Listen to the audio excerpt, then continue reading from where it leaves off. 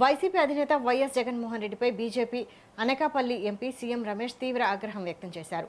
మాజీ CM YS Rajasekhara Reddy తండ్రి రాజారెడ్డిపై కాంగ్రెస్ ప్రభుత్వంలోనే రౌడ్ షీట్ ఉందని విమర్శించారు. ఓ కులాన్ని అడ్డం పెట్టుకుని దొంగతనాలు చేయించి డబ్బు గడించిన చరిత్ర రాజారెడ్డిదని ఎద్దేవా చేశారు. ఓ మైన్ ఓనర్ను అంతమొందించి రాజారెడ్డి గనులు దక్కించుకుని ధనవంతుడయ్యారని విమర్శించారు. పులివెందులలో రాజారెడ్డి చేసిన అరాచకాలు అన్నీ ఇన్ని కావని చెప్పుకొచ్చారు. వైఎస్ ఎలా చనిపోయారో అందరికీ తెలుసునని, ఈ విషయంలో జగన్ సెల్ఫ్ గోల్ వేసుకుంటున్నారని సెటైర్లు గుప్పించారు.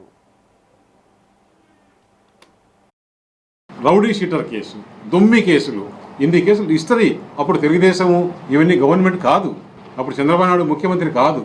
మీ గవర్నమెంట్లోనే రాజారెడ్డి పైన రౌడీ షీటర్.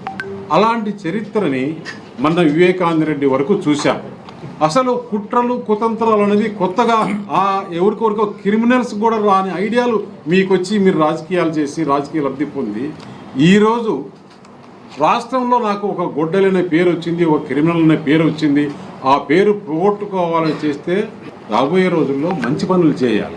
ఇవన్నీ చేసిన దాని వల్ల ఒక్కసారి అవకాశం ఇస్తే ఆంధ్రప్రదేశ్ ప్రజలు 5 సంవత్సరాలు ఎంత నరకయాతన పడి ఈరోజు మిమ్మల్ని 11 సీట్లకు తెచ్చేస్తే దాన్ని ఏ విధంగా నేను మంచి పేరు తెచ్చుకోవాలని ఆలోచన చేయకుండా ఇంకా కూడా ఇలాంటి రాజకీయాలు చేస్తే ఆంధ్రప్రదేశ్ ప్రజలు ఇప్పుడుండే సోషల్ మీడియా, ఇప్పుడుండే యువతకు ఇవన్నీ నచ్చవు.